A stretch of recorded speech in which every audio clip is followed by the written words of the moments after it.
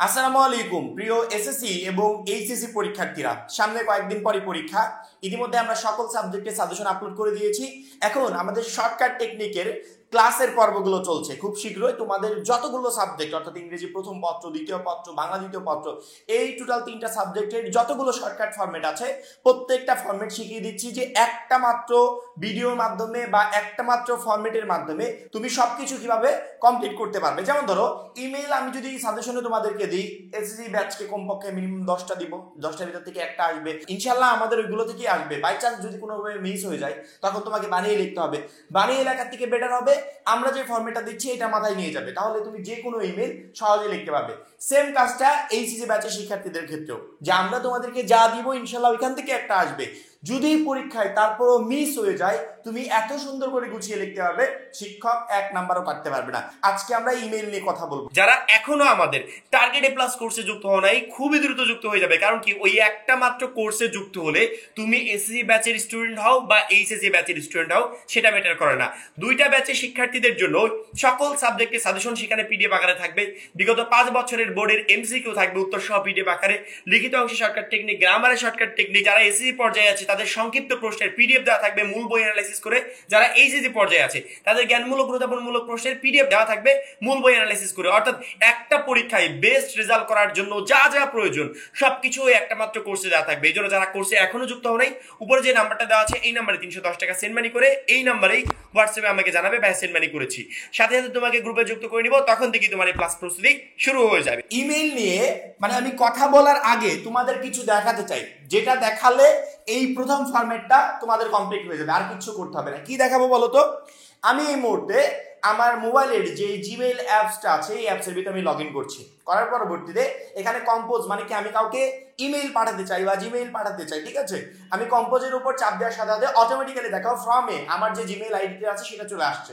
পরবর্তীতে কার কাছে পাঠাতে চাই, টুতে তার আইডিটা দিতে হবে। অর্থাৎ ফর্মটা কার জন্য বলতো? ফর্মটা আমার জন্য। আমি যেই কম্পোজে চাপ দিয়েছি সাথে সাথে আমার জিমেইল আইডিটা, অর্থাৎ যেই জিমেইল থেকে আমি আরেকজনকে পাঠাবো মেসেজটা, সেই আইডিটা কিন্তু শো করছে। টুতে কিন্তু কোনোটা শো করছে না। টুতে আমি যে অ্যাড্রেসটা দিব অর্থাৎ যে জিমেইলটা দিব তার কাছে এই মেইলটা চলে যাবে। পরবর্তীতে সাবজেক্ট এগুলো আমাকে নিজের মতো করে বসাতে হবে। সেক্ষেত্রে বুঝতেই পারছো যে ইমেইল লেখার সময় আমাদের এই ফরম্যাটটা মাথায় রাখতে হবে, যে পৃথিবীর সকল ইমেইলের ক্ষেত্রে এই ফরম্যাটটা same, from, to, send, subject. এই 4টা জিনিস মাথায় রাখতে হবে। যে কোনো ইমেল লেখো এই সেম ফরম্যাটে তোমাদেরকে লিখতে হবে। ফ্রমে যখনই আমি কম্পোজের উপর চাপ দিয়েছি আমার মোবাইল ফোন থেকে, তখনই কিন্তু আমার যে জিমেল অ্যাড্রেসটা সেটা কিন্তু অটোমেটিক্যালি চলে আসছে, কিন্তু তোমাদের তার এরকম আসবে না, তোমাদেরকে লিখতে হবে।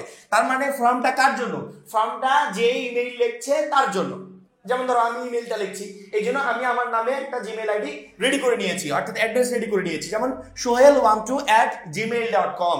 এই অ্যাড্রেসগুলো লেখার সময় প্রত্যেকটা শিক্ষার্থী এই কথাটা মাথায় রাখবে যে ইমেল আইডি বা জিমেল আইডি লেখার সময়, অর্থাৎ যখনই আমি জিমেইল লিখবো সেই জিমেইল টোটাল অ্যাড্রেসের ভিতর, আইডির ভিতর কোনো ধরনের কোনো বড় হাতের অক্ষর হবে না, কোনো জায়গায় কোনো স্পেস হবে না। এরকম দিতে পারো সোহেল, তারপরে ফাঁকা রেখে দিলে 1 2, তারপরে ফাঁকা রেখে দিলে @। এটা ভুল, এটাতে শিক্ষক নাম্বার দিবে না, টোটালি কেটে দিবে। তোমাকে জিমেইল আইডি লিখতে হলে অবশ্যই সবগুলো ছোট হাতের অক্ষর দিতে হবে। একটা অক্ষর থেকে আরেকটা অক্ষর বা একটা ওয়ার্ড থেকে আরেকটা ওয়ার্ড, এর ভিতর কোনো স্পেস থাকবে না, অর্থাৎ একটা আরেকটার সাথে লেগে থাকবে। যেরকম আমি এখানে লিখেছি সোহেল, তার সাথে 1 2 দিয়েছি, আবার @ও তার সাথে দিয়েছি, জিমেইলও তার সাথে দিয়েছি, .com, সবগুলো একসাথে এইরকম করে লিখবে, তাহলে কোনো ধরনের কোনো ভুল হবে না। ফর্মটা কার জন্য? আমার জন্য। আমি আমার নিজস্ব জিমেইল আইডিটা ওখানে দিয়ে দিয়েছি। টুটা কার জন্য? আমি যার কাছে এই জিমেইলটা সেন্ড করব তার জন্য টুটা। এই টুতে তোমার ফ্রেন্ডের জিমেইল আইডিটা তুমি দিয়ে দিবে। পরীক্ষার খাতায় সাধারণত প্রশ্নে এরকম জিমেইল আইডি উল্লেখ করা থাকে না, সেক্ষেত্রে তুমি তোমার মতো করে বানিয়ে নিবে। তোমার একজন বন্ধু, মনে করো আমি এখানে দিয়েছি manik12@gmail.com, তোমার বন্ধুর নাম রহিম। যদি প্রশ্নে উল্লেখ করা থাকে যে তোমার বন্ধু রহিম, তুমি করিম, তখন তুমি আর এখানে সোহেল লিখবে না, তুমি লিখবে করিম, করিম12@gmail.com হয়ে গেল। তোমার বন্ধু যদি রহিম হয় তাহলে তুমি লিখবে রহিম12@gmail.com। আমার কথা কি বুঝতে পেরেছো? যদি প্রশ্নে উল্লেখ করা থাকে সেই নামটা ব্যবহার করে তোমাকে জিমেইল আইডি লিখতে হবে। যদি উল্লেখ করা না থাকে তুমি তোমার মতো লিখবে। কিভাবে লিখবে সেটা কিন্তু অলরেডি আমি বুঝিয়ে দিয়েছি, ঠিক আছে? পরবর্তীতে সেন্ডটা হচ্ছে তুমি কোন দিন এই ইমেইলটা পাঠাচ্ছ কোন সময় পাঠাচ্ছ, কয়টার দিকে পাঠাচ্ছ, এটা তোমাকে উল্লেখ করতে হবে।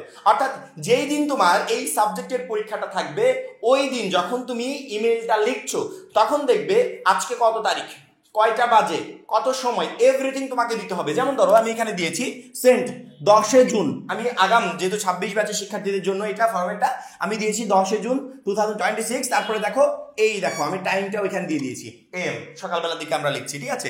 এই সেন্টের সময় তোমাকে এর বিবরণ অর্থাৎ টাইম এবং ডেটটা তোমাকে লিখতে হবে যে কোন দিন তুমি এই ইমেলটা লিখছো, কয়টার সময় লিখছো, সেটা সাল কত, এগুলো দিয়ে দিলে হয়ে গেল সেন্টে, কেউ কোনো কিছু কাটতে পারবে না। পরবর্তীতে সাবজেক্ট, এবার আসি মেইন জায়গা সাবজেক্টে কি বসাবো। সাবজেক্ট আমি এখানে ফাঁকা রেখেছি কেন বলতো, আমি জানি না যে কোন সাবজেক্টে লিখতে হবে, কারণ কি আমি তো যে কোনো একটা ফরম্যাট অবলম্বন করি নাই, আমি এমন একটা ফরম্যাট অবলম্বন করেছি যেটা তুমি সকল ইমেলের ক্ষেত্রে ব্যবহার করতে পারবে। সেক্ষেত্রে আমি কোনো সাবজেক্ট দেখি নাই। এখন সাবজেক্ট তুমি লিখবে কিভাবে, প্রশ্ন দেখে দেখে লিখতে হবে। প্রশ্নে তোমার সাবজেক্ট দেওয়া থাকবে যে কোনটার উপর ডিপেন্ড করে তোমাকে ইমেলটা লিখতে হবে, প্রশ্নে দেওয়া থাকবে। এই মুহূর্তে স্ক্রিনে দেখতে পাচ্ছ এখানে আমি একটা ইমেল দিয়েছি, ইমেলের এই যে মার্ক করা অংশ দুটো দেখতে পাচ্ছ এটা কিন্তু সেই সাবজেক্ট। এই সাবজেক্টটুকু তোমাকে এখানে এসে সাবজেক্টে বসিয়ে দিতে হবে। এই জায়গায় অন্য যে কোনো কিছু থাকতে পারে, যেটাই থাকবে সেটা এনে এখানে সুন্দর করে বসিয়ে দিবে, অর্থাৎ প্রশ্ন দেখে দেখে সাবজেক্টটা বসাবে। তাহলে টোটাল ফরম্যাটটা ওকে। এই ফরম্যাট কোনো সময় মুখস্থ করতে হবে না, তুমি সময় বুঝে টাইম বুঝে তুমি তোমার মাথা খাটিয়ে সুন্দর করে লিখে যাবে। আশা করি ইমেলের এই প্রথম ফরম্যাটে কারো কোনো ঝামেলা নেই। পরবর্তীতে নিচে আসি, মাই ডিয়ার এক্স, আমি ইমেলটা লিখছি, ওইখানে কি মাই ডিয়ার আমার নাম হবে? একদমই না। মাই ডিয়ার এক্স হবে? একদমই না। এক্স এর এখানে যদি তুমি ইমেলটা তোমার বাবার কাছে লেখো তাহলে মাই ডিয়ার ফাদার, যদি ইমেলটা তোমার বন্ধুর কাছে লেখো মাই ডিয়ার ফ্রেন্ড, যদি ইমেলটা তুমি করিমের কাছে লেখো বা রহিমের কাছে লেখো, যে নামটাই উল্লেখ করা থাকবে সেই নামটা দিয়ে দিবে যে মাই ডিয়ার রহিম বা মাই ডিয়ার করিম, ঠিক আছে। পরবর্তীতে এই টোটাল ফরম্যাটটা মাথায় নিয়ে যাবে। I have got your email just now. Thank you very much from the core of my heart for your sweet note. I am quite well. I hope you are also hale and hearty by the grace of Almighty Allah. পরবর্তী দেখো 4 line লেখা যাবে, এরকম আমি উল্লেখ করে ফাঁকা রেখেছি। নিচে লিখেছি no more today. I will meet you within very short time. You must take care of your health with best wishes to you. Your ever Y. X এর এখানে আমি আমার বন্ধুর নাম দিয়েছি, ওয়াই এর এখানে আমার যদি প্রশ্নের নাম উল্লেখ করা থাকে যে তুমি রহিম তাহলে দিতে হবে ইওর এবার রহিম, ঠিক আছে। উপরে যদি উল্লেখ করা থাকে তোমার বন্ধুর নাম করিম তাহলে দিতে হবে মাই ডিয়ার করিম। অর্থাৎ প্রশ্ন দেখে দেখে প্রশ্নে যা বলবে আমি দেখে দেখে সেটা এখানে বসিয়ে দিব। মাঝখানে এখানে কেন ফাঁকা? এখন আমি মেইন টপিকে আসি। আমি যদি ইচ্ছা করতাম যে একটা ফরম্যাট দিয়ে টোটাল সবকিছু লিখে দেব, তুমি জাস্ট ওই একটা ফরম্যাট দিয়ে কয়েকটা ইমেল লিখতে পারবে, সর্বোচ্চ 4 থেকে 5টা, মানে একই কোয়ালিটির ইমেল, আর কোনো ইমেল তুমি লিখতে পারবে না। কিন্তু আমি ফরম্যাটটা এমন ভাবে সাজিয়েছি যে একটা ফরম্যাট দিয়ে পৃথিবীর সকল ইমেল লেখা যাবে। কিভাবে সাজিয়েছি? মাঝখানে দেখো 4 লাইন আমি দেই নাই। কেন দেই নাই? তুমি যেই বিষয়ে ইমেলটা লিখছো সেই রিলেটেড 4টা লাইন শুধু এই মাঝখানে তোমাকে বসিয়ে দিতে হবে। তুমি যেই রিলেটেড এই 4টা লাইন লিখবে এই টোটাল ফরম্যাটটা সেই রিলেটেড হয়ে যাবে, অর্থাৎ কোনো জায়গায় পরিবর্তন করতে হবে না। আমি ফরম্যাটটা পুরোপুরি রেডি করে দিতে পারতাম, কিন্তু সেটা সকল ইমেলের ক্ষেত্রে হতো না, তোমাকে এক্সট্রা আরো ইমেল পড়তে হতো, কিন্তু আমি তা করিনি। আমি এমনভাবে ফরম্যাটটা রেডি করেছি যাতে মাঝখানে এই 4 থেকে 5 লাইন তুমি লিখলে এই পুরো ফরম্যাটটা সেই রিলেটেড হয়ে যায়। বার্থডে গিফট বিষয়ে ইমেল আসছে, তুমি বার্থডে গিফট রিলেটেড মাঝখানে 4 লাইন দিয়ে দিলে। ম্যারেজ সিরিমনি আসছে, মাঝখানে 4 লাইন দিয়ে দিলে।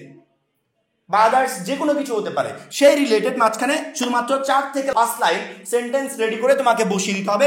উপরের ফরম্যাট সকল ইমেলের ক্ষেত্রে একরকম থাকবে, নিচের ফরম্যাট সকল ইমেলের ক্ষেত্রে একরকম থাকবে, উপরের টোটাল ফরম্যাটটা তো শিখিয়ে দিলাম। তাহলে আমার মনে হয় না যে এই ইমেল নিয়ে কারো কোনো প্রবলেম হবে। 10টা 15টা 20টা ইমেল কমপ্লিট করে যাব, তারপরে পরীক্ষা আসবে কিনা অনেক সময় ভয় থাকে, অনেক সময় পরীক্ষার হলে গিয়ে দেখি আসেও নাই। সেক্ষেত্রে এই ফরম্যাটটা তোমাকে প্রচন্ড পরিমাণে হেল্প করবে। পরীক্ষায় যদি ইমেল কমন নাও আসে তারপরে তুমি এত সুন্দর করে লিখে আসতে পারবে, শিক্ষক তোমার 1 নাম্বারও কাটতে পারবে না, অর্থাৎ পুরো নাম্বার তুমি ইমেইলে পাবে। এবং ফরম্যাটটা এমন ভাবে রেডি করা হয়েছে যেখান থেকে নাম্বার কাটার কোনো অপশনই নেই। টোটাল ফরম্যাটটা পরীক্ষার সময় মাথায় নিয়ে যাবে ইনশাআল্লাহ। ইমেইল নিয়ে কোনো ধরনের কোনো সমস্যায় পড়তে হবে না। এবং আমি তো অলরেডি বলেই দিয়েছি যে ইমেইলের পিডিএফ কপিটা আমরা আমাদের যে কোর্সে তোমাকে যুক্ত হতে বলছি বা অলরেডি যুক্ত হয়েছো সেখানে দেওয়া থাকবে। সেখান থেকে ফরম্যাটটা তুমি চাইলে কম্পিউটার দোকান থেকে প্রিন্টও করে নিতে পারবে। শুধুমাত্র এই ফরম্যাট না, আমাদের যতগুলো ফরম্যাট আছে রাইটিং পার্টের বা গ্রামার পার্টের সবকিছু তুমি চাইলে এখান থেকে ডাউনলোড করে প্রিন্টও করে নিতে পারবে। আশা করি প্রত্যেকটা শিক্ষার্থীকে বোঝাতে পেরেছি। এখন এই পর্যন্ত। পরবর্তী ভিডিওর জন্য অবশ্যই চ্যানেলটা সাবস্ক্রাইব করে রাখবে। যারা এখন আমাদের টার্গেট প্লাস কোর্সে যুক্ত হয়নি খুবই দ্রুত যুক্ত হয়ে যাবে। সবাই ভালো থাকবে, সুস্থ থাকবে। আল্লাহ হাফেজ।